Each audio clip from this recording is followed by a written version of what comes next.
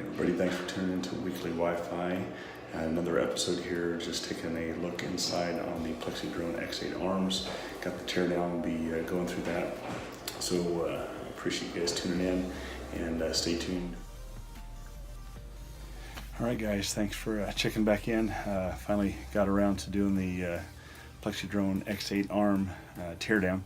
So got my little wrench kit that I had to go pick up here. And inside that, from nearest I can tell, I did a little bit of looking for fit.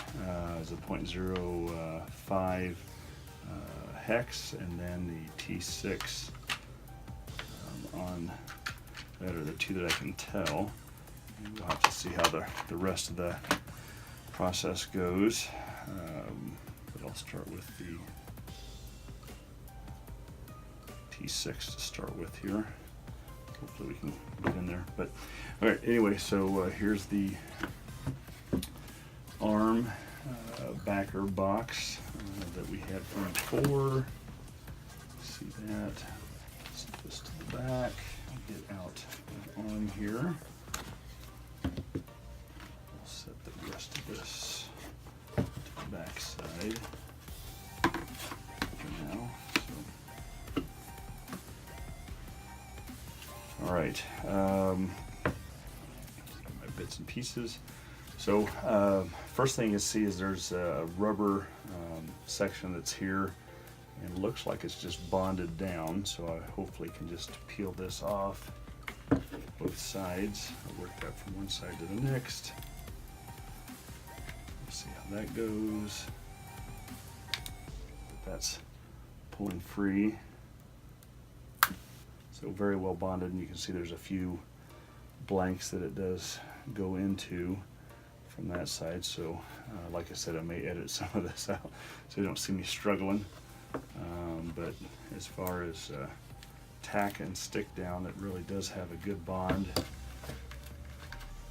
from that side. So durability is very good with that, or don't know exactly what they use, but it's a very high bond of some type to bond to the plastic and the rubberized section. You guys can kind of see how that sets in.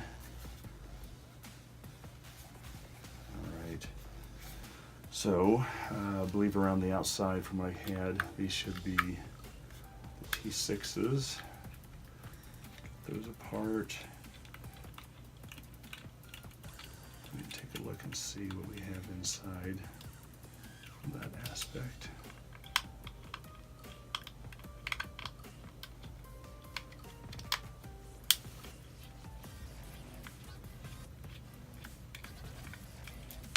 There we go, must not get that one all the way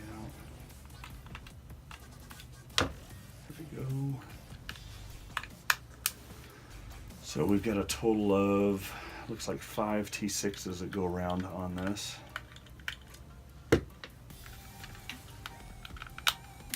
Hoping, from what I can tell, looks like it's just a top and bottom section.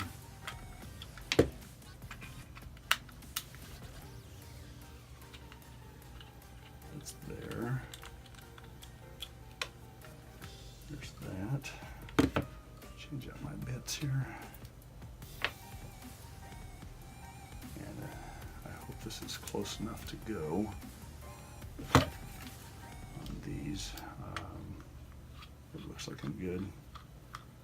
So again, T6s, and then an Allen or hex, which is a 0.050 on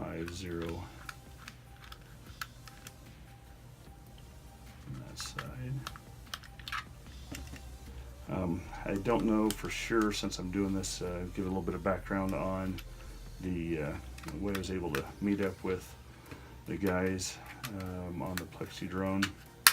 Fortunately, my full-time work allows me to get to the Toronto area from Iowa. We've got customers up there, so I was able to make it up, and reached out and had questions like I think most of the backers have on timing and that, and they were able to meet with me about a year ago.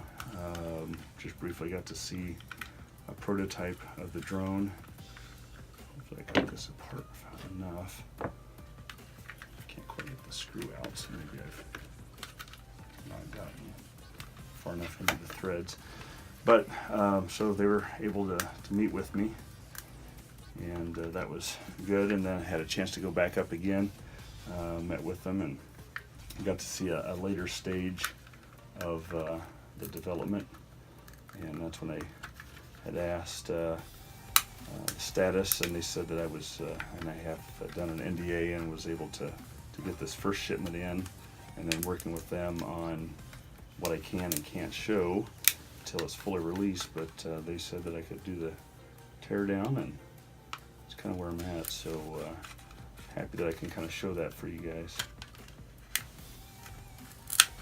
Alright, so the adhesive was really quite well bonded in there. Okay, so now you can see from the separation of this capture, I got the screw was out, and now it's loose. Probably a little bit of a cross thread in there. Set that to the side, and then these 5 I'll get over here out of the way. Okay, so coming apart on this, looks like we've got pretty much everything separating out. We've got motor top and bottom. There's this lens section that's kind of coming out. It looks like it's captured in from that side, and hopefully I can do a reassembly on this just as well. A little bit of a spring detent inside, and then you can see we've got the motor mount and capture. Spring is for probably vibration onto the capture point of this assembly, but very well assembled. Oh, that's the spring detent. There you go. So that's the triple click portion of the assembly. You can kind of see that there. So that's the spring on the supporting side. We've got shrink wrap over the boards for each of the motor drivers that come in. The power side of the system is quite substantial here on gauge of wire. Looks like we've got 2 sets per, so yeah, I don't know if you can kind of see that on this point, but we've got 2 sets that separate off from a power and a ground going to each of the motors.